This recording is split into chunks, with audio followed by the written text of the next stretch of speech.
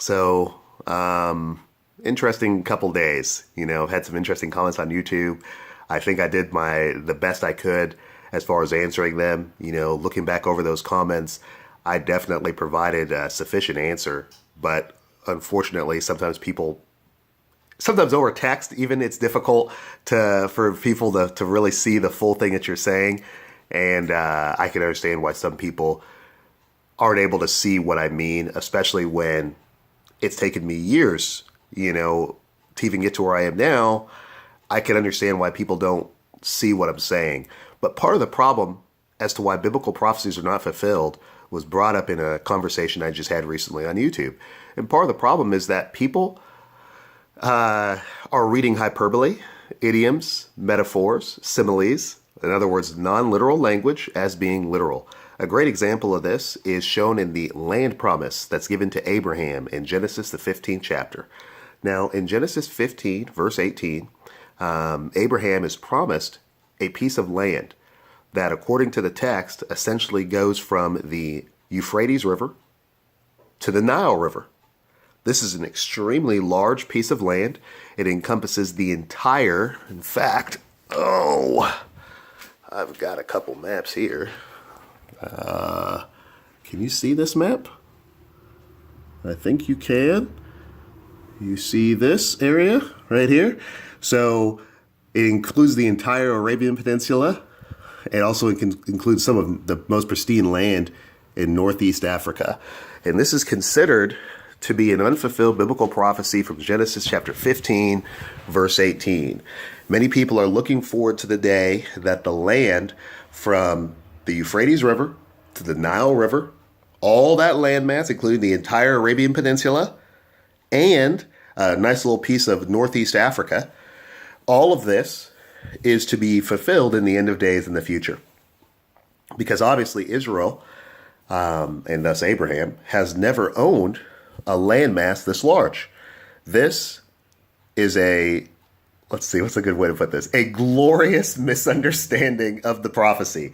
What you are doing here is that you are reading hyperbole, which is God saying between the Euphrates, between the Nile, roughly, and saying that, well, this means that all the land between the Euphrates and the Nile belongs to Israel. And this is just not the case. If you read the rest of the account literally says that it's the land of the Amorite and the Canaanite and the Perizzite and the Hittite. It's not discussing the entire landmass from all the way from the Euphrates River to the Nile isn't being discussed at all. A lot of people have brought this up to me in the past as being an unfulfilled biblical prophecy. And I have a number of different ways of showing that the prophecy is fulfilled, but of course, they all involve the Bible, and they all involve the storyline of the Bible. If you're familiar with the text, you cannot say that this prophecy is unfulfilled, but maybe you missed it. So regarding the land promise that was made to Abraham, here is the verse showing its fulfillment. This is Joshua chapter 21, verses 43 to 45. Thus Yahweh gave to Israel all the land of which he had sworn to give to their fathers, and they took possession of it and dwelt in it. And Yahweh gave rest all around according to all that he had sworn to their fathers, and not a man of all their enemies stood against them. Yahweh gave all their enemies into their hand. Not a word failed of any good word which Yahweh had spoken to the house of Israel. All came in. Does that sound like an unfulfilled biblical prophecy to you? It sounds like it'd be ridiculous to say that Abraham's land promise has not been fulfilled. But imagine what this does to your theology. If your theology today in 2017 requires you to believe that Abraham's land promise has not been fulfilled and that it will be fulfilled in the future, you may have different Bible passages that you turn to show how and when this event will take place, this glorious event of getting all this land to Abraham. Unfortunately, if you just read the very book after the Torah, Joshua chapter 21, verses 43 to 45, I just read them. It shows that the prophecy is entirely fulfilled. If you look at 2 Chronicles chapter 5 through chapter 7, you'll find that Solomon, in the dedication of the temple, numerous times quotes the prophecy as being fulfilled. I actually laugh about this Abraham land inheritance prophecy because once you recognize the phrasing that's used for the fulfillment of the prophecy, you'll see that this prophecy is actually stated as being fulfilled, no joke, 100+ times in the Old Testament, no lack of verses.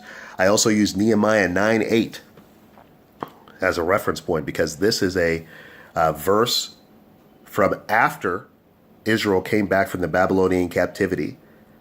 In Nehemiah 9:8, they refer back to the prophecy made in Genesis 15:18, that's the land promise of Abraham, and state specifically that the prophecy had been fulfilled, that God was trustworthy because he had fulfilled the prophecy.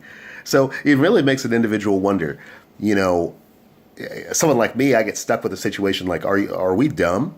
Or is it a dumb thing to say that a prophecy is unfulfilled that is fulfilled in the Bible so adamantly?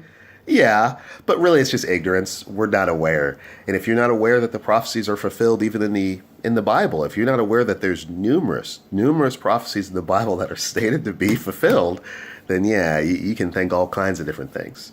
But once we start getting down to the actual verses and seeing that the verses are actually fulfilled, what are we going to do? And I say that reality is far too damaging to our psyche, I think, our theological psyche, if you will. We'd rather maintain everything exactly as it is than admit that, hey, gangs of prophecies have been fulfilled, even in the Bible. Maybe we should listen to this guy or these people, these preterist individuals that are telling you that all biblical prophecy is fulfilled. You don't have anything to look forward to prophetically speaking in your future. Is that such a horrible thing? I think not.